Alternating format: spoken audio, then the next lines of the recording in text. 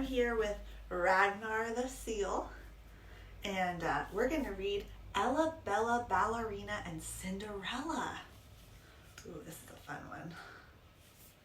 Ella Bella ran up the steps of the old theater. She couldn't wait for Madame Rosa's ballet class to begin. She quickly got ready for the lesson, but when she looked in her bag, Ella Bella could only find one ballet shoe. "Don't worry, darling," said Madame Rosa. "I have lots of spares." She opened up a trunk filled with beautiful shoes and found a pair of Ella Bella. "You remind me of Cinderella," said Madame Rosa. "She also lost a shoe. Let us dance to the Cinderella ballet music." Madame Rosa opened a special music box.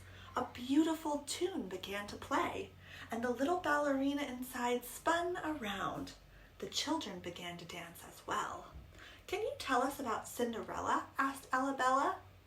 "Well, she dreamed of going to the royal ball at the palace, but her horrible stepsisters made her stay behind and do all the housework," said Madame Rosa. "Poor Cinderella," sighed the class. The children danced and danced until all too soon the music stopped and the lesson was over. "Time to get changed, everyone," said Madame Rosa. "Come along, Ella Bella." But Ella Bella wasn't really listening. She was thinking about Cinderella. Alone on the stage, Ella Bella opened the lid of Madame Rosa's box. The Cinderella music played, and as Ella Bella began to dance, it grew louder and louder. Suddenly, dancing fairies in different colors surrounded Ella Bella. The most beautiful of them bowed down. "I am Cinderella's fairy godmother," she said, "and these are the fairies of the 4 seasons." "Poor Cinderella," said Spring. "Everyone has gone to the royal ball except her," said Summer. "She has no carriage or gown," cried Autumn. "And no shoes," sighed Winter. What do you think will happen? Ella Bella opened the trunk and took out a pair of silver shoes. "Will these do for Cinderella?" she asked. "Let's see," said the fairy godmother. She waved her wand, and with a twinkling of magic, they were in the kitchen of a grand house. Cinderella sat weeping by the fire. "Come now," said her fairy godmother, "you shall go to the ball." "But I have nothing to wear," sniffled Cinderella. The fairies of the 4 seasons waved their wands, and Cinderella found she was wearing a magnificent gown. Then Ella Bella gave Cinderella the silver shoes. "Oh, thank you," said Cinderella. "They fit perfectly." "Now go with her, Ella Bella," said the fairy godmother. "But you must be home by midnight.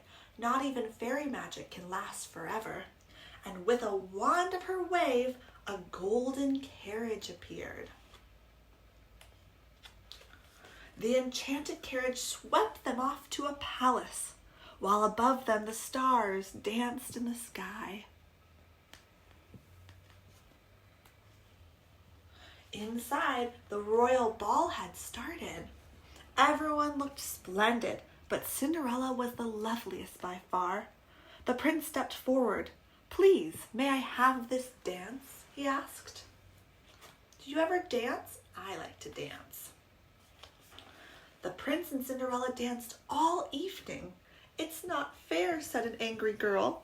"Why doesn't he dance with us?" said another. Ella Bella thought they must be Cinderella's stepsisters. They hadn't recognized Cinderella in her beautiful gown.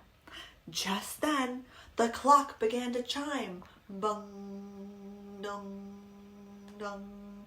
It was midnight. Ella Bella tugged on Cinderella's dress. "We must go," she cried. They ran down the steps of the palace, and at the last chime rang out, Cinderella's beautiful gown changed back into old rags. "Oh no," gasped Cinderella. "The prince mustn't see me like this." As Cinderella hurried off, Ella Bella saw that she had left one of Madame Rosa's silver shoes behind. Oh no! Ella Bella ran back up the steps, and there stood the prince holding a silver shoe. "I will search the world to find the girl who lost the shoe," he said. "I know where she lives," laughed Ella Bella. "Then please "Take me there," said the prince. They passed through the forests and over the mountains until at last they came to Cinderella's house. See her running in. "I shall marry the girl whose foot fits the shoe," said the prince. The stepsisters rushed to try it on, but their feet were too big. All of a sudden, the matching shoe fell from Cinderella's apron pocket. The prince wondered, could this be the beautiful girl he had danced with? Cinderella put on the shoes. They fit perfectly. All the fairies flew down and said, "Well done, Ella Bella. You helped Cinderella find her happy ending." The prince and Cinderella danced for joy, and the beautiful music swirled around, growing louder and louder. And then Ella Bella was all alone on the empty stage once more, and the musical box was silent. In her hand were the silver shoes. She slowly returned them to her trunk, and with a pair she had borrowed herself. "There's a good girl," said Madame Rosa, bustling on the stage. "Now hurry along or you'll be late for supper." "Thank you," said Ella Bella. "I love dancing to Cinderella ballet music." "Cinderella," smiled Madame Rosa. "You even share her name, but try to remember both your shoes next time." "I'll try," laughed Ella Bella. "Goodbye." "Goodbye, darling," said Madame Rosa as Ella Bella and her mama skipped down the street. There they are. And then it talks a little bit about the history of the ballet. Bye.